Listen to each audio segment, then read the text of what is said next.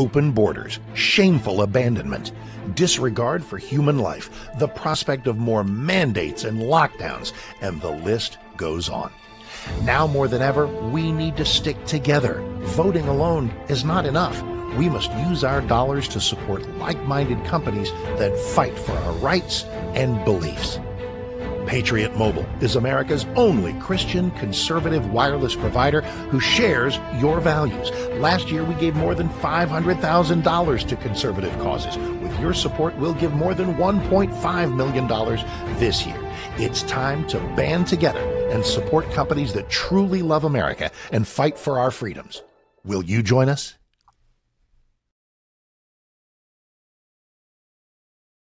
Is Kentucky's Voice Radio, covering the latest state and local issues with Tom Fallbush, Bob Scott, and Jim Waters.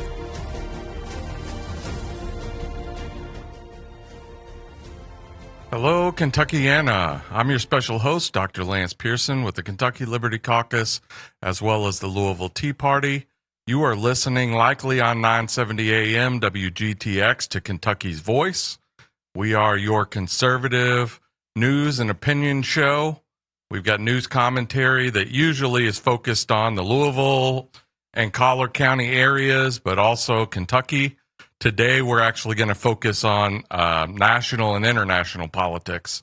We're going to have an extensive discussion of Iran and the status of the current Iran war ceasefire / memorandum of understanding.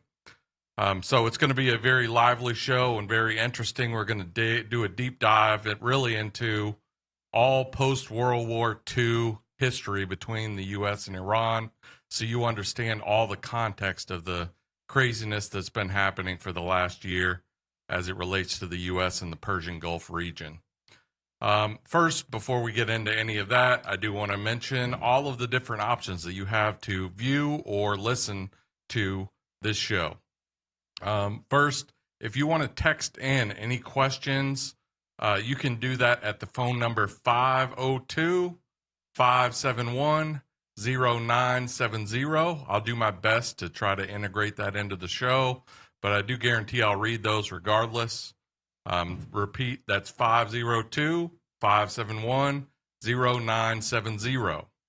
If you would like to go online and see any of the options for viewing or listening to the show, as well as to possibly donate, I want to reiterate for our listeners, as I do on most shows, that we are listener supported.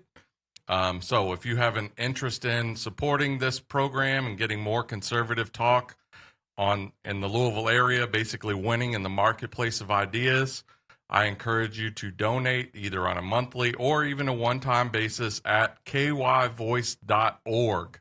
That's kyvoice.org. There's also contact info. If you have a business that would like to advertise on the radio or maybe podcasting or on TV, you can go to the contact info at that website, kyvoice.org, and suggest, see how we can work together in order to promote this program in your business. Okay. Now, as far as viewing options, we do have a live stream that is going on right now, hopefully on Facebook. We also have one on YouTube, and those are at the Kentucky's Voice channel. Just search for Kentucky's Voice. I know on Facebook there's one that has about 1,000 followers. That's the one you should follow in order to get the live programming. There's also a smaller one that's more for commentary. But you can also go to YouTube and find archive footage of past shows. I encourage you to do that, especially our last show. That I believe my last show was on the 15th. So go to the live tab and you can find 0615 and see that last show, which was on marijuana policy, marijuana and hemp policy as it relates to the state of Kentucky. And then finally, we do have a rebroadcast of this show on TV if you have Spectrum Cable TV. You can find that on Channel 21 WBNA at 12:30, 4, and 8 p.m. Now, I do want to have a little follow-up on that last show that I did last Monday, which was on marijuana policy. The U.S. Supreme Court, after we filmed that show, actually came down with a very important decision that found in a 9-0 decision that your Second Amendment rights cannot be unilaterally taken away simply because you are a user of marijuana. And that includes legal usage, like through medical marijuana. They basically found that that was much too broad in order to strip away a constitutional right, which is the current federal law. And so the Supreme Court has basically struck that down. Now, that does leave open the possibility the federal government or a state government could pass a law that says if you are currently on marijuana, you're currently high, that you can't have a firearm and use that. So that's just an update on our last show. Join us after the break as we dig into the Iran situation and the U.S. and Iranian relationship.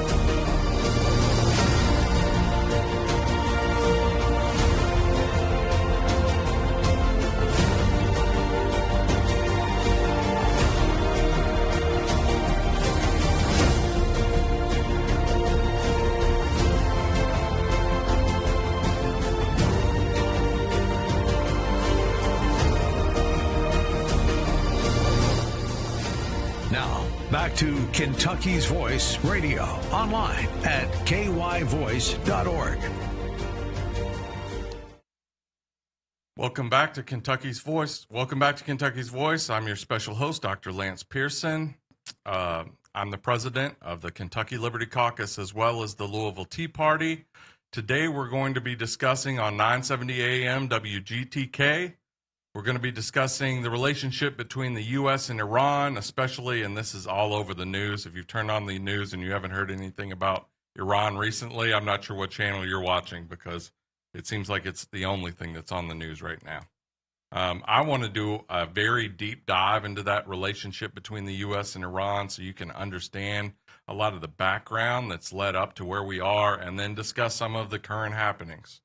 So let me just go ahead and hop right into that. The U.S. and Iran have a very complex foreign policy, and I'm only going to go back basically to the very end of World War II. If you look at a map of Iran, you'll see that not too far above it is the Soviet Union. Following World War II, the U.S. regarded Iran as a very important ally, actually. Basically, they were worried about the Soviet Union continuing to expand southward, expand communism. Southward through the state of Georgia, the nation state of Georgia, all the way down. And if they were to, perhaps take over Iran, that would open up the entire Middle East region for the Soviet Union. So at that point in time, following World War II, where the number one priority for the U.S. was containing the Soviet Union and the spread of that communist threat, they basically regarded Iran as an ally. I guess before I even want to really start digging into how that relationship has changed over time, I want to iterate a message from one of our founding fathers. That's George Washington in his farewell address. And as we go through all the relationships in the Middle East region, you're going to see what I would call entangling alliances. And so George Washington in his farewell address as he was exiting the presidency had this statement. The great rule of conduct for us, for the United States, in regard to foreign nations, is in extending our commercial relations to have with them as little political connection as possible. Europe has a set of primary interests, which to us have none or a very remote relation. Hence, she should be engaged in frequent controversies, the cause of which are essentially foreign to our concerns. Hence, therefore, it must be unwise in us to implicate ourselves by artificial ties in the ordinary vicissitudes of her politics or the ordinary combinations and collisions of our friendships or enmities. It is our true policy to steer clear of permanent alliances with any portion of the foreign world. So far, I mean, as we are not at liberty to do it. For let me not be understood as capable of patronizing infidelity to existing engagements. In other words, George Washington's perspective on interactions with foreign countries is we should be trying to promote economic, interests that we have with foreign countries, but we shouldn't get wrapped up into all of their, their political bickerings that they might have. And he was specifically focused on Europe because, as at that time, really the entire world economy was focused on Europe and North America. But I think that largely applies to that. So his simple message was our true policy should be to steer clear of permanent alliances. We should basically engage with foreign nations to try to promote economic interests, but avoid being permanently tied with any of our allies or have a permanent enemy out of any of the foreign nations, as that tends to be, in the long term, actually bad for business. Okay. So let me go ahead and start talking about Iran. Iran's official name is actually the Islamic Republic of Iran after the revolution in 1979. I'll get into that a little later. Nevertheless, Iran is a vast country and extremely crucial in the Middle Eastern region. They have about 93 million people.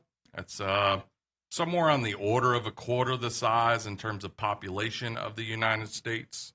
I think that's somewhere in the top 20. I think that's 16th or 17th most populous country on earth. So very large country. It sits at the crossroads of the Middle East, Central Asia, and South Asia. So it's always, throughout its whole history, been very crucial as a trading route. Any of those different regions, if they want to trade, they pretty much had to go through Iran. All right. The vast majority of Iranians are Shiite Muslims, which is distinct from the dominant strain of Islam, which is Sunni. And so Sunni tends to be the religion of the majority of Arabs, as well as a lot of the Asian countries that are majority Muslim. Those tend to also be Sunni. Iran is really the center of Shiite Islam. And so what that has resulted in is there is often a bitter rivalry between those Arab states and the rest of the Islamic world with Iran. They tend to be on opposite ends of lots of political disagreements and religious disagreements. Okay. Now, economically, Iran is very crucial, most importantly because they're a major oil exporter. They have vast reserves, and even despite lots of sanctions, they have somewhere in the range of a $400 to $450 billion in terms of U.S. dollar economy, mostly from the sale of oil. However, they do have a thriving technology sector, which has led to them being one of the most effective state sponsors of cyber warfare. So they have like extensive spying networks that rely on hacking into computer systems of other countries. Also, the people in Iran are of a Persian ethnicity, which is distinct from Arabs. They do not consider themselves to be of the same ethnic lineage as the rest of the Arab states. So that's another reason that they tend to be segregated, not just based on the type of Islam that they practice, but also based on ethnicity. Okay, so let's dig into some of this history. Essentially, the U.S. wanted to support Iran as a barrier to the expansion of the Soviet Union right after World War II. However, very quickly that changed. Around 1950, there was the election of a prime minister in Iran by the name of Mohammad Mossadegh. And Mohammad Mossadegh decided that he wanted to nationalize the oil industry in Iran. Even back then, oil was crucial to their economy, and he basically wanted to have state control of all oil resources in Iran. Now, that didn't actually affect the U.S. that centrally. It was the British who had the largest foreign involvement in their oil industry through the Anglo-Iranian Oil Company, which eventually became British Petroleum, BP. So when you're trying to fill up your gas at a BP, one of the ancestors of BP was the Anglo-Iranian Oil Company, and Mohammad Mossadegh basically decided to seize all of those assets and take state control, Iranian state control over that. Now, the U.S. didn't have a lot of involvement in the oil industry of Iran. It was mostly centered in the oil interests that are related to the Saudi Arabia. Nevertheless, they tended to side with the British in that dispute. So the U.S. and the British, they basically decided that through a CIA operation known as Operation Ajax, that they would replace the democratically elected president or prime minister of Iran with a deposed king. So a king by the name of Mohammad Reza Pahlavi was installed through a CIA operation in coordination with the British to basically replace the leadership of Iran with someone that was going to be more favorable to Western interests. That's, the British, but also the U.S. Now, following that, the U.S. decided to take a pretty extensive stake in Iranian oil. I think U.S. firms wound up at that time controlling about 40% of all the oil. But in conjunction with the UK, France, and Netherlands, a lot of Western interests basically controlled the oil industry in Iran. Now, under that, the question comes up, was the replacement of the democratically elected prime minister of Iran about oil, or was it about fear of socialism and communism and the state control of various industries? I'll leave that up to you. We've seen this theme in multiple places over time. Now, the Shah era was definitely much more favorable to the West, but in many ways it fomented over about 25 years into what would eventually become the Islamic Revolution. Basically, in order to consolidate power, the Shah decided to start a secret police known as the SVAK, the SAVAK. The SAVAK was a notorious secret police organization, and it was actually trained by the U.S. Now, where did the nuclear industry in Iran come from? That actually was also from the U.S. In 1957, the U.S., under a program called Atoms for Peace under Eisenhower, launched a civilian nuclear program in Iran in order to, continue strengthening relations between the two countries and kind of solidify the Shah. Now, the Iran, in conjunction with a lot of the Arab states, I believe Russia was one of the founding members, also decided to form OPEC, which is basically a cabal of a lot of the major producers of oil in the world to basically control prices and price fix. And so the Shah basically pushed for greater control of oil by OPEC. And by 1973, Iran had effectively nationalized their oil operations again. So there's a pretty strong argument that the U.S. and the British decided to install the Shah because Iran had nationalized their oil interests. But through joining OPEC and then through various moves throughout that, Iran effectively nationalized their oil industry anyway. Okay, join us after the break as we pick up.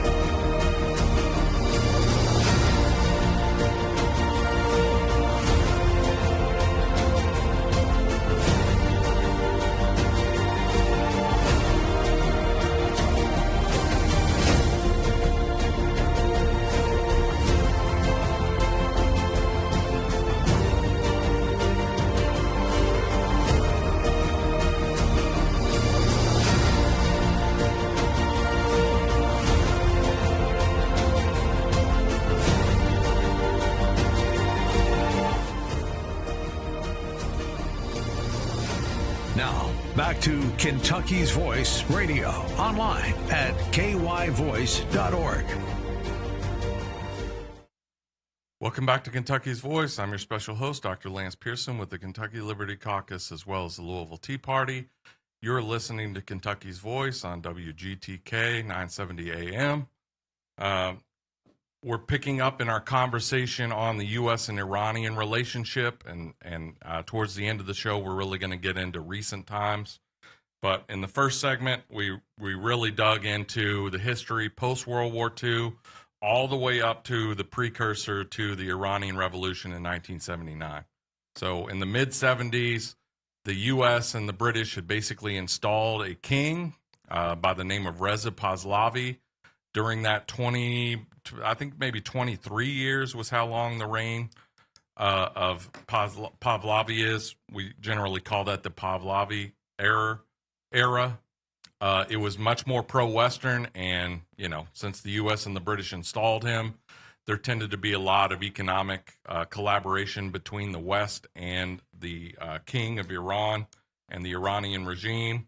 However, part of maintaining that control was the establishment of secret police. And so basically the Iranian people over that 20 to 25 year period where there was broad Western interaction in a region of the world that generally does not approve of the West, in addition to growing economic imbalances within their society, as well as some autocratic measures like the institution of a secret police, the Savak, in Iran.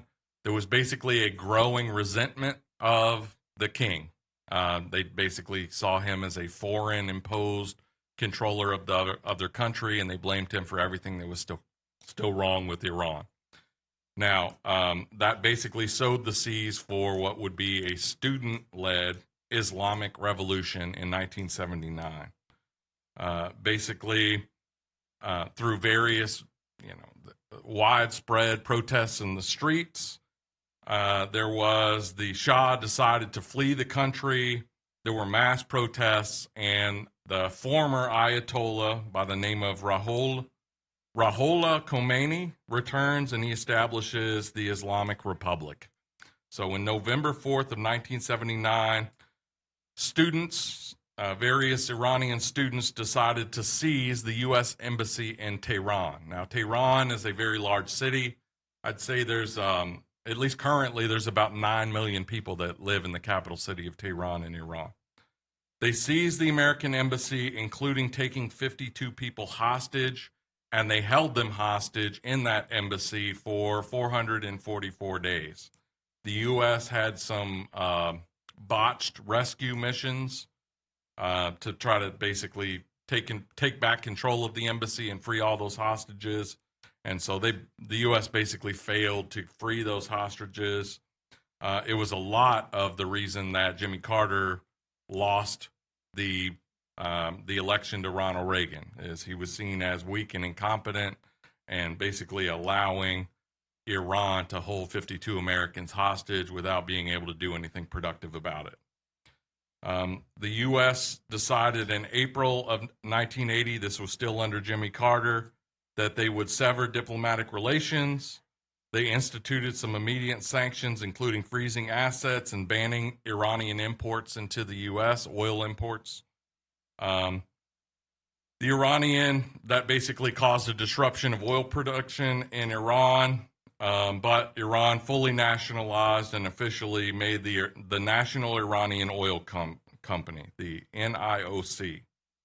They rejected Western alignment. They started using rhetoric for the U.S. as the Great Satan and Israel as the Little Satan in order to kind of foment unrest in the streets and consolidate power.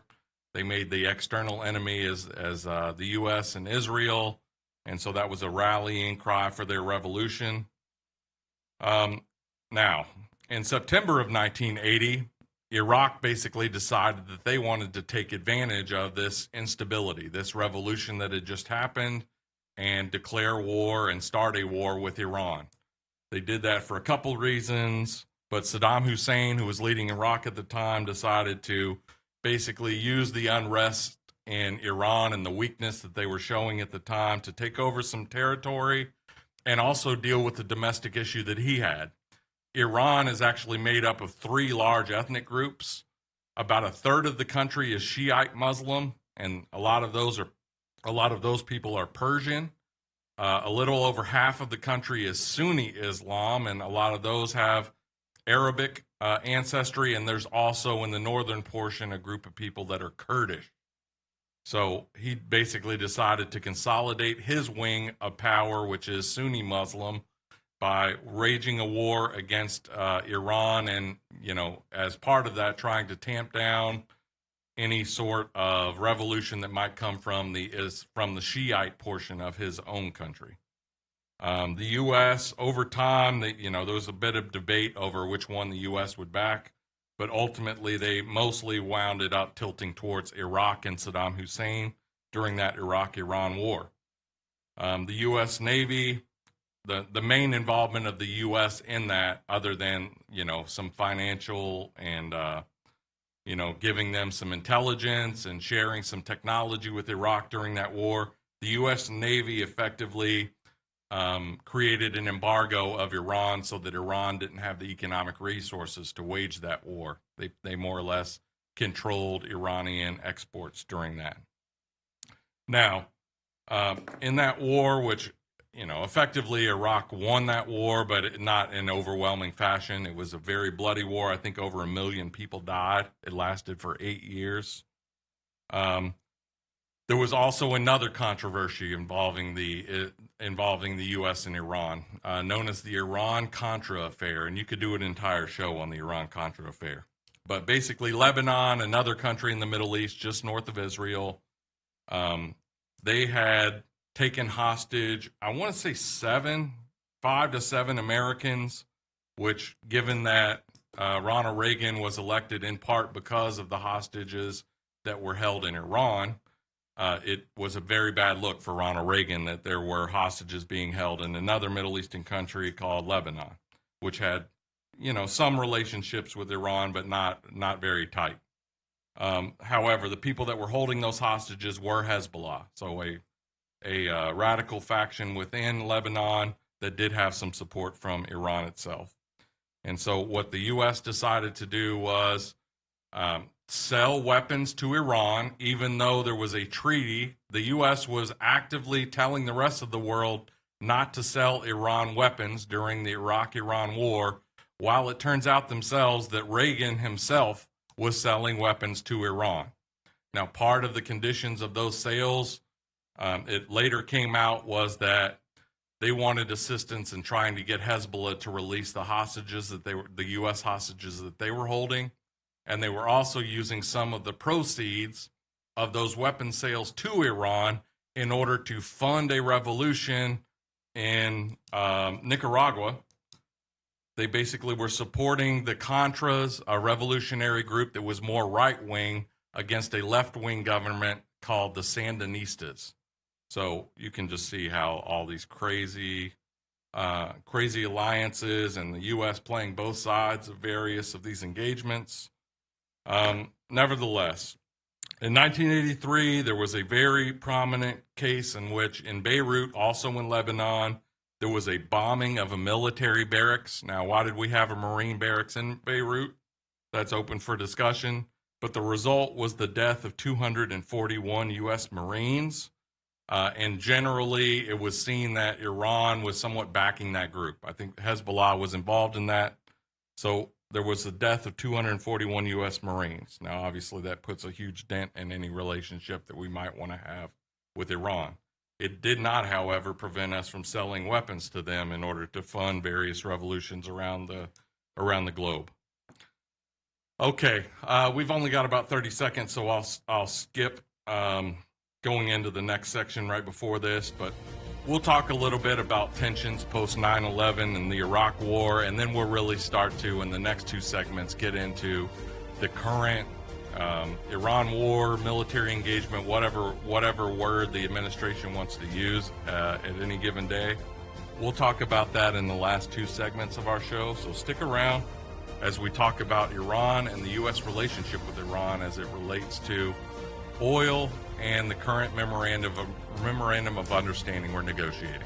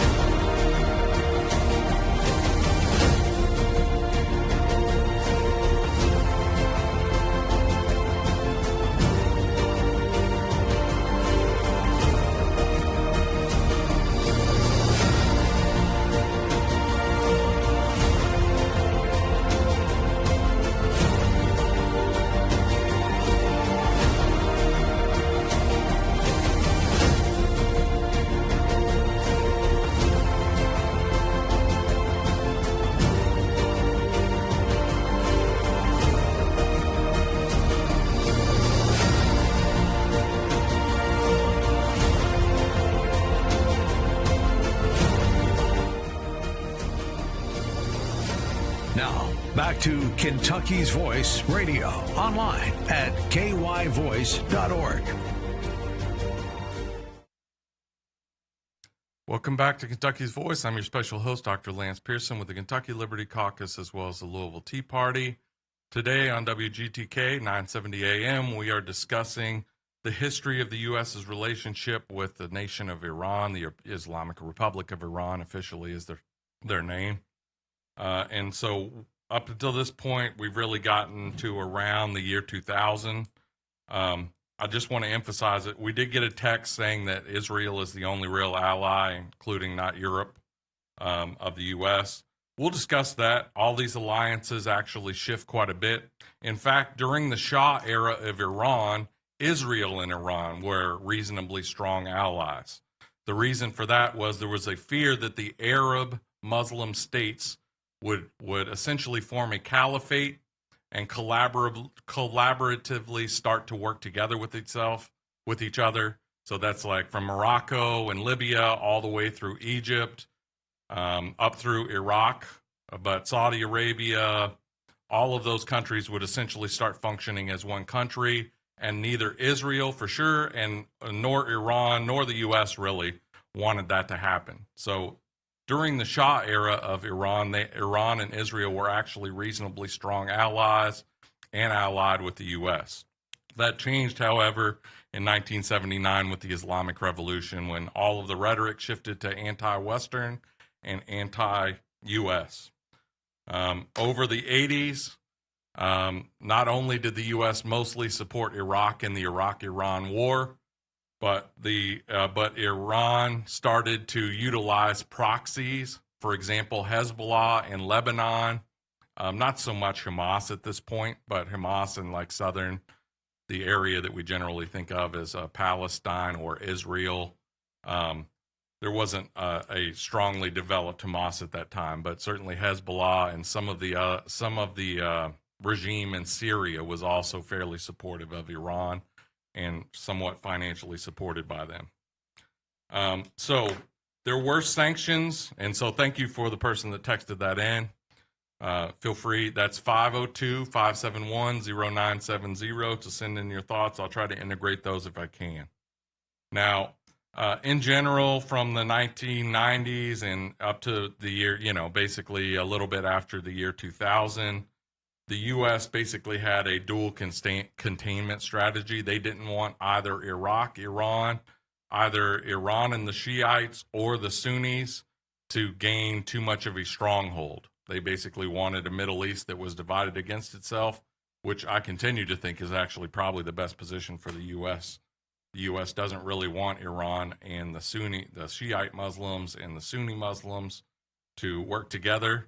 And so them bickering amongst themselves, as well as having Israel in the region, who has, complex alignments with various of these countries, having that confusion actually helps the U.S. in forming alliances and making business deals in the region. So that's generally the strategy that we took during the 90s up to 2000. The U.S., however, especially after the bombing of the Marine barracks that was tied somewhat to an Iran-backed group called Hezbollah, that resulted in the death of 241 U.S. Marines. The U.S. designated the Islamic Republic of Iran as a state sponsor of terrorism, and that is held all the way to this day. There continue to be sanctions from various presidents of both parties. So Bill Clinton installed some sanctions on Iran. So did the Bushes, the Reagans, and obviously Obama, Biden. We'll get into that as we go into that. And then Trump really tried to strengthen some of the sanctions on Iran, especially in his first term. Iranian exports have generally been severely restricted by various embargoes, especially the embargoes by the U.S. All right. Now, when 9/11 happened, so 9/11 in 2001, the U.S. labeled Iran as part of the axis of evil, along with China, North Korea. The 2003 Iraq War, where now the U.S. is actually at war with Iraq when they were previously generally our ally against Iran. They toppled Saddam Hussein, leaving a power vacuum. The result was that Iran gained significant influence via their Shia parties, the Shiite Muslim parties that are in Iraq. The U.S. also started to accuse Iran, probably accurately, of backing various anti-U.S. insurgents. The nuclear program in Iran, which again was started by the U.S. under Eisenhower in 1957, continues to be prominent. We'll talk in the next segment especially, but maybe at the end of this segment, about the strategic plan by Iran of continuing with the development of a domestic nuclear program. But they continue to do enrichment of uranium. They cited civilian needs. The U.S. and Israel were highly skeptical that they were trying to approach this as trying to, develop a nuclear weapon, which Iran has always denied, and various of our intelligence agencies have also been very skeptical of.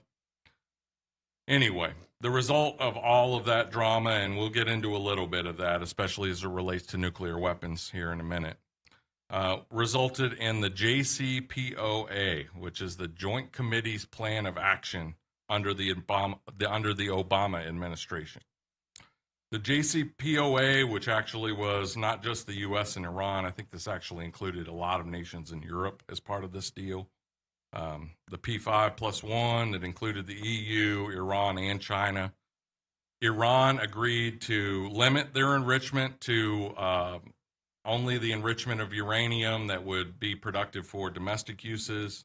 They had to accept inspections by the International Atomic Energy Commission. And the result, and basically the part of the deal was that if they did this and they accepted routine inspections by international atomic and nuclear inspectors, that they would get some relief from some of the sanctions, including the release of some of their funds.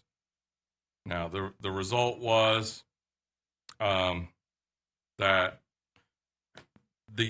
Iran, rather than being overtly opposed to the U.S. in terms of military, they would generally operate through proxies. So through some of their networking with Syria, with Hezbollah, with Hamas, and Hamas has only really attacked Israel, not really the U.S., but also the Houthis in Yemen, So various lower level proxies have been the way that they have kind of undercut both Israeli and U.S. interest in the region.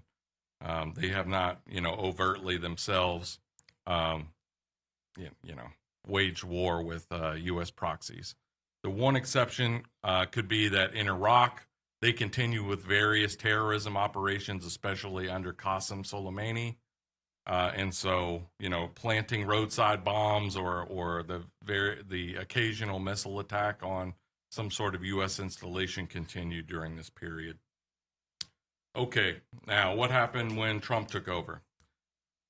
In 2018, Trump unilaterally withdrew from the JCPOA. He basically scrapped that deal, ripped it up, and he instead launched what he called a maximum pressure campaign of sanctions, targeting oil exports, restricting banking, and basically calling attention to and trying to cripple the Republican Guard in Iran. So this is almost an extension of the secret police, but there's an inner circle of protection for the dignitaries in Iran called the Republican Guard, and they largely, especially now after the elimination a lot of the Ayatollah and various other high-level officials, the Iranian Republican Guard Corps has continued to expand their power in the vacuum.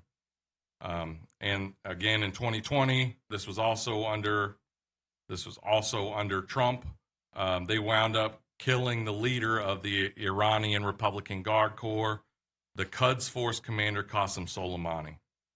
Iran retaliated by striking various U.S. bases. I think there were minimal casualties, although there were some people that, anytime that there's missile explosions near a base, there tends to be some injuries. And so especially various soldiers came back with head injuries from that. Okay. Now, the result is that the alliances are fairly entrenched, and that's Iran, Russia, and China tend to be very good economic partners. When the U.S. has restricted Iran from selling oil to the rest of the war, what they have done is they have sold it at a discount to especially China, but also many of the Asian nations. I believe some of it winds up in India through a ghost fleet, where basically the ships are disguised as this oil is going to some other location, and they wind up in either China or India, and they're sold at a discount. And the result has been basically the Iranian government has been able to bring in funds, although less than they otherwise would, by being able to trade on the open market. Okay, now that brings us to modern day, the second Trump administration. There has been rising tensions with the Trump administration. With the start of the second Trump administration, he continued with his policy of maximum pressure, basically restricting any kind of economic impact for Iran. The result was actually at the beginning of last year, there were considerable protests in the street at the desperate economic conditions that had been created by these sanctions. With the inability to sell oil on the open market, which they largely have been restricted from for the last 30 years, but also really cracking down on some of those illegal shipments where they're gaining, illegal sales of oil get around from those restrictions. The Iranian economy was largely collapsing. There was hyperinflation.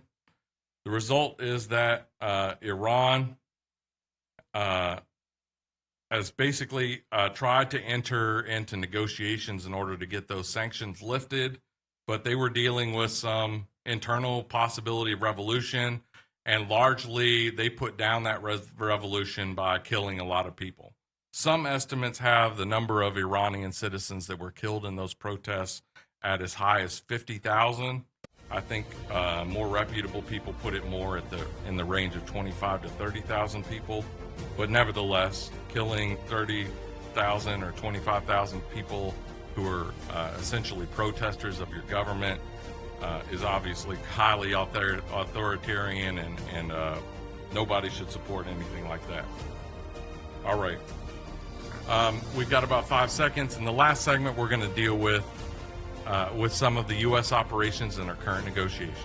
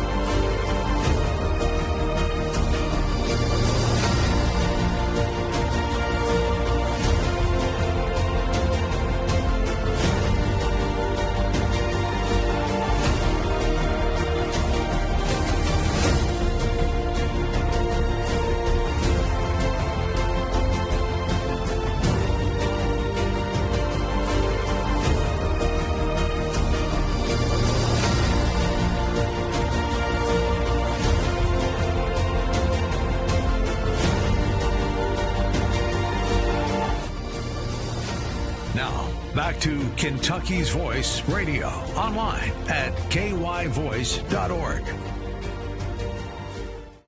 Welcome back to Kentucky's Voice. I'm your special host, Dr. Lance Pearson with the Kentucky Liberty Caucus, as well as the Louisville Tea Party.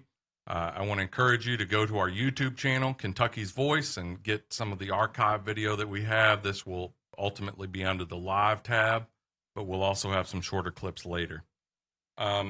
So let me go ahead and hop right into some video. And in 2020, this was in June 22nd of 2025, the U.S. launched Operation Midnight Hammer. So let me go ahead and play some video from that. As president, I will make peace wherever I can, but I will never hesitate to confront threats to America wherever we must. That's why in a breakthrough operation last June, the United States military obliterated Iran's nuclear weapons program with an attack on Iranian soil known as Operation Midnight Hammer. All right, that clip, and I hope the audio came through over the radio and on our video. Operation Midnight Hammer was basically an attack by the U.S. Operated by using B-2 stealth bombers and some bunker busting, bombs, missiles, in order to try to stop the Iranian nuclear program and its development. At least according, and that video that you just watched was from the State of the Union from this year, in which President Trump basically claimed that we had destroyed the nuclear enrichment program from Iran. Now, the question then remains, if we destroyed the Iranian nuclear enrichment operations in Iran, why was that used as a pretext for the current military engagement / Iranian war? That isn't clear, and to my knowledge, it's never really been explained. Either we didn't destroy it, or we did destroy it, and it's just a false claim that that's the reason that we were going into it. Nevertheless, both Israel and the U.S., from the start of the second Trump administration, basically raised lots of concerns about Iran continuing their enrichment of uranium. Let me go ahead and talk about some of the differences that have been expressed by various members of the Trump administration for reasons that we were getting into the Iranian war or military operation, and kind of some of the different power factions and viewpoints. This doesn't seem to that everyone in the administration is on the same page about why we went in or what would constitute victory in this current Iranian engagement. So can we play that video? Of all the people on Trump's team, Donald Trump was the most hawkish when it came to Iran. He decided to go to war on a gut feeling, period, full stop. We did extensive interviews to find out how he made that decision.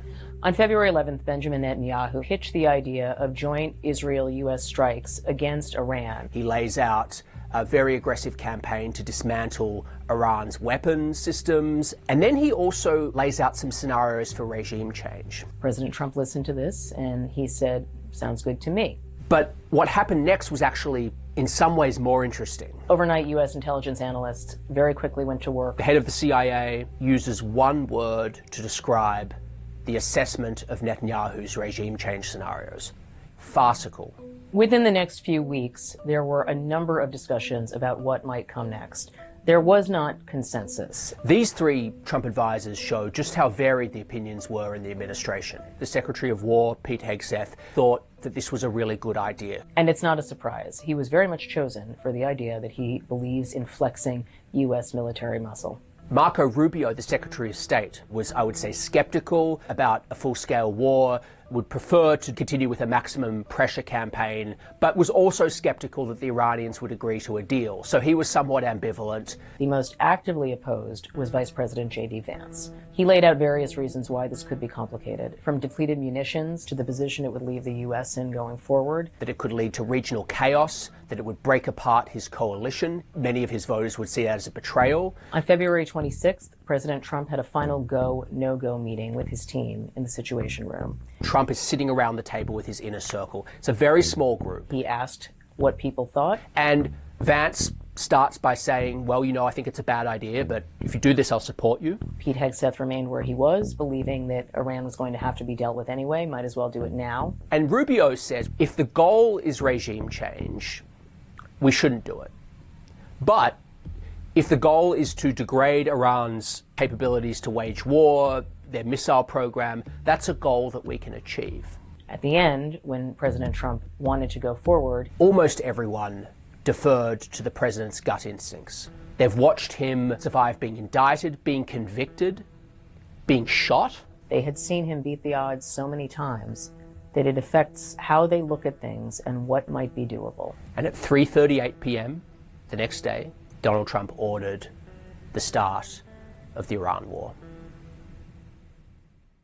All right. So a very interesting video where the New York Times basically dug into various sources in the Trump administration and laid out at least 4 different high-level perspectives on the advisability of getting into the Iran war, what the possible goals for that war was, and the feasibility of accomplishing any of those particular goals.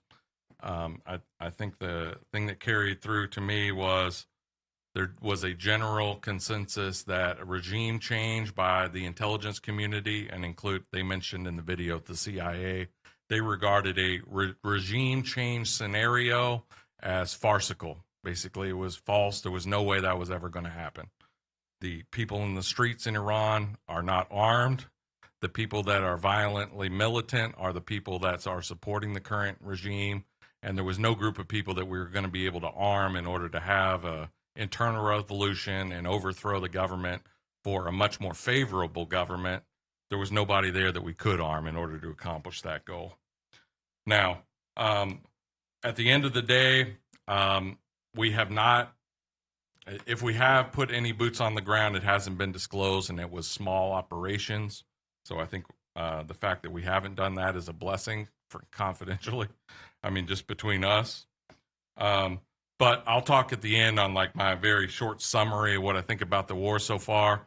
Ultimately, the result has been, some estimates have the U.S. spending about $80 billion on various munitions or various excursions into war through fighter jets or attack helicopters to attack various Iranian installations. The destruction in Iran may be as high as $1 trillion. At least Trump himself estimated that was how much damage had been done to Iran.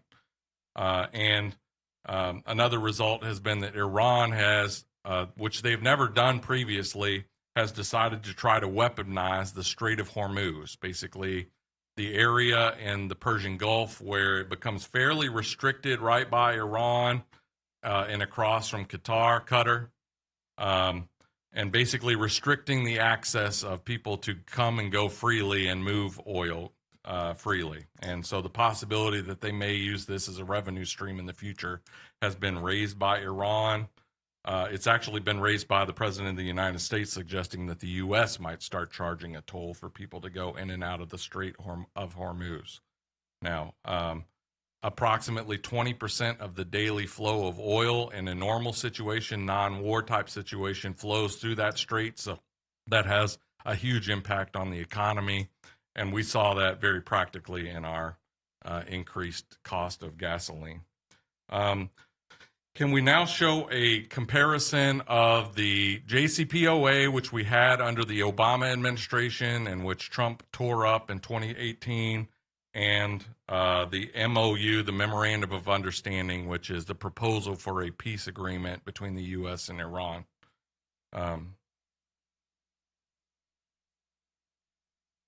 Not that image. There's a video. Yep. But the short summary is, as we get that video loaded up. Okay, go ahead and play that video. The Obama deal was a road to a nuclear weapon, and let's call it the Trump deal was a wall for a nuclear weapon that the nuclear weapon could not get through. Nobody's going to get through it. The Trump administration has said repeatedly that the Memorandum of Understanding between Iran and the U.S. that went into effect today is better than the deal negotiated by the Obama administration in 2015. While the memo is not a final deal with fully fleshed out details, we wanted to compare some of its points to the Obama administration's 2015 Joint Comprehensive Plan of Action, or JCPOA.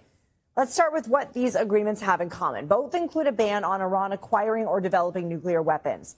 But the JCPOA details how its ban would be enforced. The two agreements also have a schedule for international sanctions relief for Iran, which don't include language banning its supply of ballistic missiles, something President Trump criticized the JCPOA for multiple times.